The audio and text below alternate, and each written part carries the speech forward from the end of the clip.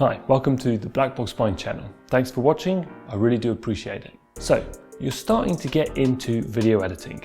It can feel like a pretty steep learning curve, right? New software, new processes, even new vocabulary. There's a lot of things that you need to pick up, and obviously that will take some time. But outside of the technical stuff for video editing, what are some of the good habits to get into as a beginner editor? Well, I've got a few suggestions for you that should just get you over that learning curve that little bit quicker.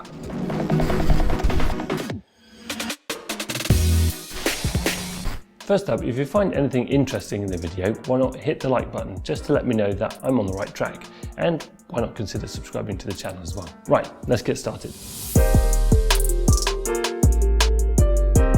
Let's face it, it's most likely that you won't know all that many editors in your family or friendship groups to connect with over editing. So finding these communities is a great way to learn and discover more about editing videos. The bigger the community, the better. You'll have a wider range of skills and experience levels to interact with. You can talk about and work through problems with people, more or less at the same level as you, or if you're really stuck, there'll always be someone to point you in the right direction. Also, just being part of the communities will tap you into news, new developments, and other big events that other editors are paying attention to.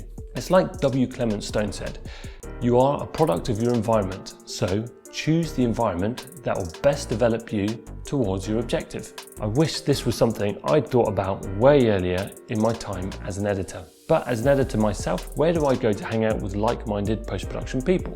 Well, mainly Reddit. But there's also groups on things like Facebook and Instagram and everything like that. There are loads of subreddits for editing at all levels, and it is proven to be an infinite source of information and interest for me. Personally, I'm mostly on the video editing subreddit. Secondly, I'm lucky enough to work with a small team of video editors for my day job. That lets me geek out over editing, movies and filmmaking and everything, with the occasional bit of work thrown in just for a bit of variety.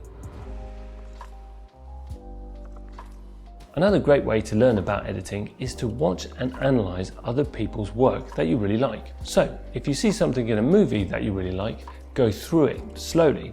Obviously not when you're watching it with other people, as you can imagine, that could get quite annoying for them. But when the movie's finished, go back through the scenes that you really like and break it down. Go through it shot by shot and think about how it is cut together. Typically, I go through scenes like that almost frame by frame to get a real sense of the anatomy of how that scene was put together. Think about how the movement cuts together, the beginning and end points of each shot, the composition from shot to shot, how long did the shot last. You're really trying to reverse engineer a scene into its constituent parts to be able to recreate something similar in one of your own projects in the future. But it doesn't just have to be movies. If you want to get better at making your YouTube videos more appealing, then breaking down other people's YouTube videos is a great idea. If you really like someone's work, break it down to find out why. It's also a good idea to break down work that you don't particularly like as well. By doing this, you'll be able to learn from other people's mistakes and not replicate that in your own work. If possible, try and get the video into your own video editing software and physically cut up the video at the edit points. Doing this will force you to work slowly through the video and look closely at where the edits have been made. If you don't have a current project that you're working on, that doesn't mean that you can't be editing. There are loads of exercises that you can do to keep training your editing. One option is that you can try and rework a project that you've already edited, taking that raw footage and reworking it to see if you can create a more interesting final result. Or maybe using that same footage but trying to add, a different style or different emotions into an edit. You can try to make a scene more punchy with faster edits, or make it flow better by trimming off as much excess footage as possible. But if you don't have previous projects to work with, there are still some options for you. Go online and get some free footage to work with. There are loads of different sites, but two to get you started are Pixabay and Mixkit. The links are in the description box down below. It's not sponsored, it's just a couple of sites that I use every now and again. When you get some footage, try and edit it all together in different styles. Dark, moody, happy, energetic, slow, and the list goes on. This is the time for making mistakes, screwing up, and learning from it. Get used to using different elements like music and sound effects to help you tell your story. By doing this, you're always going to be developing your skills and getting better. The general idea is that you always want to be editing. You want to be putting in the hours cutting together video.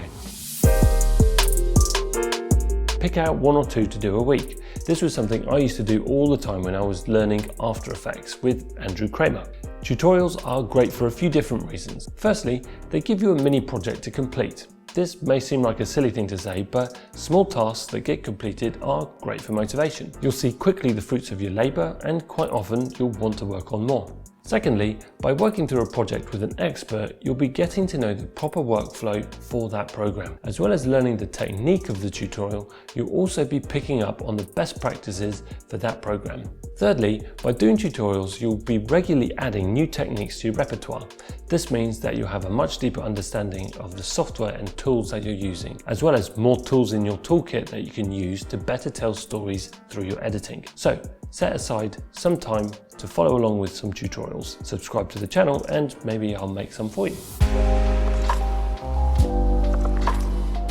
Another great thing to do once you think you're ready is to get on as many different projects as you can. Most towns and cities will run filmmaking festivals or competitions, so sign up, go along and get involved. It's a great way to get to know other people who love making films and get involved in projects. The more projects you're on, the more you'll be editing, and the more you'll be editing, the more experience you'll have with the filmmaking process and what your role and contribution to a project is. You'll also gain experience in some of the softer skills that an editor needs, working with directors, maybe working with a special effects artist, or maybe even a music composer. You'll see how all of these different departments come together. Sometimes you'll be on a great team and it feels like you're on top of the world, but sometimes your team may not be so good.